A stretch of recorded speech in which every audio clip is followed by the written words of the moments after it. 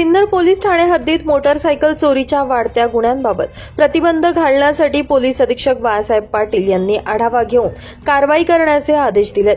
याच अनुषंगाने पोलीस अधीक्षक आदित्य मिरखेलकर, नाशिक ग्रामीण उपविभागीय पोलीस अधिकारी के पाटील यांनी सिन्नर पोलीस ठाणे प्रभारी अधिकारी हेमंत कुमार भामरे, पोलीस निरीक्षक सिन्नर, याच अनुषंगाने अपर पोलीस अधीक्षक आदित्य मिरखेलकर, नाशिक ग्रामीण यांनी सिन्नर पोलिसांना सूचना दिल्या होत्या। यानुसार पोलीस निरीक्षक हेमंत कुमार भामरे यांनी सिन्नर पोलीस ठाण्याकडील गुन्हे शोध पथकातील पोलीस हवालदार समाधान बोराडे, नितीन डावकर, कृष्णा कोकाटे, प्रशांत साहने यांना नाउघड मोटारसायकल चोरीचा तपास करण्याबाबत सूचना दिल्या। यानुसार तपास करत असताना पथकातील अंमलदार मोटारसायकल चोरांचा तपास करत होते। गुन्हे शोध पथकातील अंमलदार यांना मिळालेल्या गुप्त माहितीच्या आधारावर मोटारसायकल चोर आकाश शिरसाट हा सिन्नर या ठिकाणी मोटारसायकल चोरी करण्यासाठी येणार असल्याचं माहित पडलं।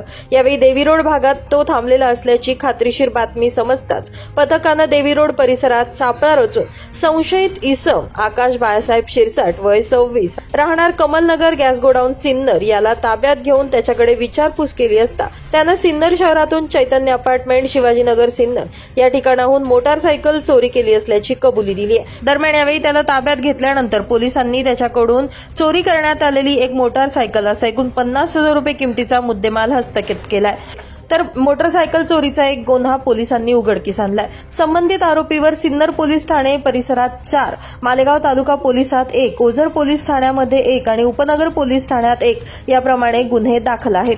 दरम्यान या प्रकरणी पुढील तपास सिन्नर पोलीस करत आहेत। सदरची कारवाई नाशिक ग्रामीण पोलीस अधीक्षक बाळासाहेब पाटील, नाशिक ग्रामीणचे अप्पर पोलीस अधीक्षक आदित्य मिरखेलकर, उपविभागीय पोलीस अधिकारी के पाटील यांच्या मार्गदर्शन आणि सूचनेनुसार सिन्नर पोलीस ठाण्याचे पोलीस निरीक्षक हेमंत कुमार भामरे यांच्या आदेशान्वये गुन्हे शोध पथकातील पोलीस हवालदार समाधान बोराडे, नितीन डावकर, कृष्णा कोकाटे, प्रशांत साहने यांच्या पथकानं वरील गुन्हा उघडकीस आणून ही कामगिरी केली आहे। तर पुढील तपास पोलीस हवालदार सुहास गोसावी करतायत।